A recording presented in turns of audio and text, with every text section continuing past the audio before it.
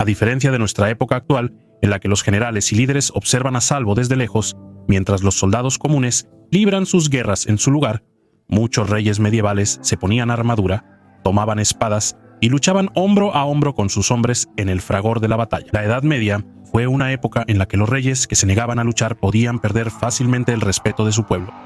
Todo gran rey medieval también era un gran guerrero, un caballero por derecho propio que podía inspirar valor y fortaleza a sus hombres al cabalgar con ellos hacia el combate. Hoy en Historia Real de las Cruzadas vamos a perfilar a 5 de los más grandes reyes guerreros de la Alta Edad Media, es decir, aproximadamente desde 1050 hasta 1250.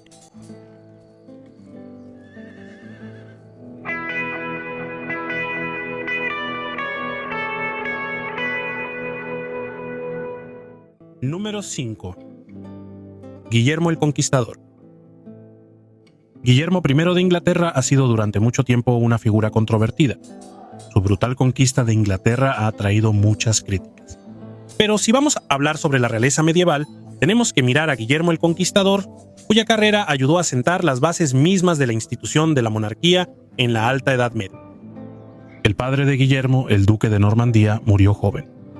Solo gracias a su despiadada eficacia, Guillermo pudo conservar su herencia. Pero incluso antes de conquistar Inglaterra, Guillermo ya era uno de los gobernantes más grandes de Europa. Para 1060, Guillermo podía comandar un ejército de caballeros más grande que cualquier gobernante al oeste del Rin, incluido el rey de Francia. Un elemento clave del poder de Guillermo era su patrocinio de los grandes monasterios normandos, que fomentaban el aprendizaje y producían administradores capaces, además de riqueza para financiar ejércitos.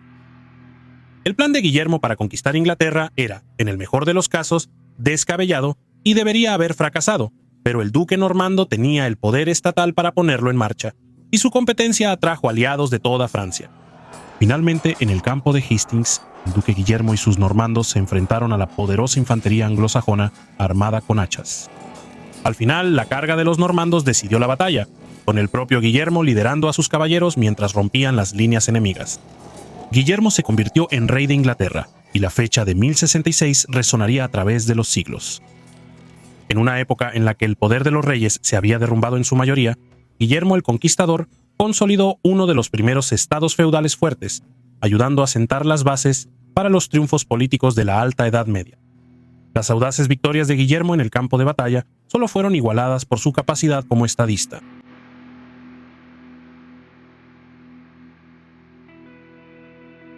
Número 4. Alfonso I de Portugal. Alfonso transformó sus tierras de un condado en un reino, convirtiéndose en el primer rey de Portugal. A lo largo de su carrera, duplicó el tamaño de su territorio luchando contra los moros en el sur. Así, él es una figura clave en la reconquista cristiana de la península ibérica. Alfonso era hijo de Enrique de Borgoña, un noble francés, y Teresa, condesa de Portugal, hija del rey Alfonso VI de León y Castilla. Desde el inicio de su reinado, formó una fuerte alianza con los caballeros templarios, cuya misión de combatir a los enemigos de la cristiandad reconoció como alineada con sus objetivos en la reconquista. Alfonso otorgó a los templarios muchos castillos e incluso se convirtió en miembro asociado de su hermandad. En 1139, la frontera sur de Portugal fue atacada por los almorávides, la dinastía guerrera bereber que dominaba las zonas musulmanas de España. Alfonso respondió reuniendo a sus caballeros y marchando hacia el sur, donde se encontró con una enorme fuerza almorávide cerca de Urrisé.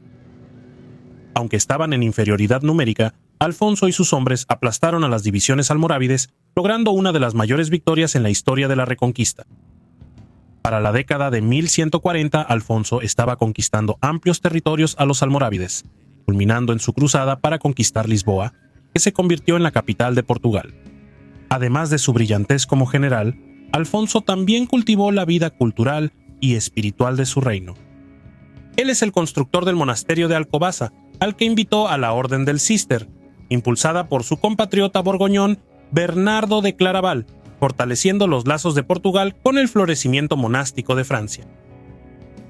Fundador de Portugal, aliado de los templarios y martillo de los almorávides, Afonso, llamado el Conquistador por los historiadores, es realmente uno de los monarcas más destacados de la plena Edad Media.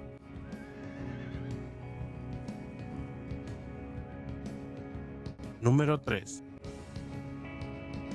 Balduino IV, el rey leproso de Jerusalén. Una cosa es ser un gran rey estando sano, pero Balduino IV, el rey cruzado de Jerusalén, logró un éxito increíble mientras sufría la debilitante enfermedad de la lepra. Su reino estaba rodeado por las tierras de Saladino, el poderoso sultán de Egipto y Siria, quien estaba decidido a aniquilar la presencia cruzada en Tierra Santa. Aunque Saladino podía reunir ejércitos que superaban ampliamente en número a los de Balduino, el rey leproso se enfrentó al sultán una y otra vez. Y mientras Balduino vivió, Saladino no pudo capturar Jerusalén. La lepra de Balduino fue descubierta cuando era un niño por su tutor, Guillermo de Tiro. La noticia fue devastadora para el padre del niño, el rey Amalrico, y para el reino en general. Amalrico murió joven, y Balduino fue coronado rey cuando tenía solo 13 años. Para entonces, Saladino ya había conquistado todos los grandes territorios musulmanes que rodeaban el reino cruzado, incluyendo el enormemente rico Egipto, que por sí solo le proporcionaba al sultán una inmensidad de tropas. En 1177, Balduino tenía 16 años cuando Saladino lanzó una invasión masiva contra el sur del reino de Jerusalén. Aunque la mayor parte de las fuerzas cruzadas estaban en el norte en ese momento, Balduino reunió un pequeño ejército, incluyendo un contingente de caballeros templarios, y lanzó un contraataque. En la posterior batalla de Montgisart, Balduino y sus caballeros derrotaron a las fuerzas de Saladino, que eran mucho más numerosas. El sultán mismo estuvo a punto de ser asesinado y tuvo que huir por su vida en un camello veloz. Durante todo su reinado, Balduino se aseguró de que un ejército cruzado enfrentara cada ataque lanzado por Saladino. En 1183, cuando Saladino sitió la fortaleza de Kerak, Balduino lideró a sus fuerzas para socorrerla y Saladino se retiró. Balduino murió a los 24 años ya ciego y gravemente debilitado por la lepra. A pesar de sus sufrimientos, fue un rey guerrero de primera categoría que se enfrentó a un oponente mucho más poderoso. Fue solo después de la muerte de Balduino que Saladino logró obtener sus principales victorias contra Jerusalén. Número 2. Fernando III de León y Castilla, canonizado como santo en 1671 por el Papa Clemente X, fue uno de los reyes más exitosos de la era medieval. Él aseguró la unión permanente de León y Castilla y logró la conquista más extensa de territorio moro en la historia de la Reconquista española. Fernando fue un rey dedicado a su pueblo. Él tenía cuidado de no sobrecargar de impuestos a sus súbditos. Famosamente dijo que temía más la maldición de una pobre viuda que a un gran ejército de sarracenos. El abuelo de Fernando, Alfonso VIII, fue uno de los principales líderes cristianos en la batalla de las Navas de Tolosa en 1212. Esa victoria destrozó el poder de los almorávides, quienes en ese momento dominaban las zonas musulmanas de España. Fernando aprovechó enérgicamente esta ventaja. Entre 1228 y 1248, el rey llevó a cabo la campaña de reconquista más extensa de la historia, con la mayoría de las antiguas fortalezas moras cayendo ante él una por una. De manera espectacular, Fernando capturó la antigua capital mora de Córdoba en 1236, después de que un grupo de sus caballeros penetrara la ciudad en un asalto sorpresa. El rey cabalgó rápidamente para continuar el asedio, que terminó con él sentado en el antiguo trono de los califas. En la siguiente década, Fernando tomaría Sevilla, otro emblemático bastión moro.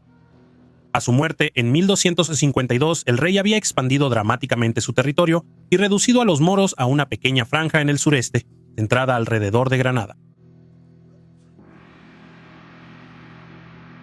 Número 1. Ricardo Corazón de León. Ricardo I de Inglaterra fue hijo de Leonor de Aquitania y Enrique II de Inglaterra. Era un adolescente cuando su padre puso el ejército de Aquitania bajo su mando, con órdenes de someter a los varones rebeldes. En esta etapa temprana, Ricardo superó las expectativas de su padre. A la muerte de su padre en 1189, Ricardo heredó Inglaterra y alrededor de la mitad de lo que hoy es Francia. De inmediato, Ricardo se embarcó en una cruzada para ayudar al reino de Jerusalén, que había sido conquistado recientemente por el sultán Saladino. Al mes de su llegada a Tierra Santa, Acre, el puerto palestino más importante, cayó en manos de Ricardo. En la batalla de Arsuf en 1191, el ejército de Ricardo, organizado de manera impecable, resistió los ataques implacables de las fuerzas más numerosas de Saladino, y Ricardo encabezó varias cargas de caballería que destrozaron las líneas de Saladino. En 1192, el ejército de Saladino superó a la guarnición cristiana que defendía Jaffa. Ricardo respondió asaltando la playa de Jaffa y rechazando a las fuerzas de Saladino. Dentro de la misma Jaffa, Ricardo luchó codo a codo con sus hombres, limpiando la ciudad de las tropas de Saladino.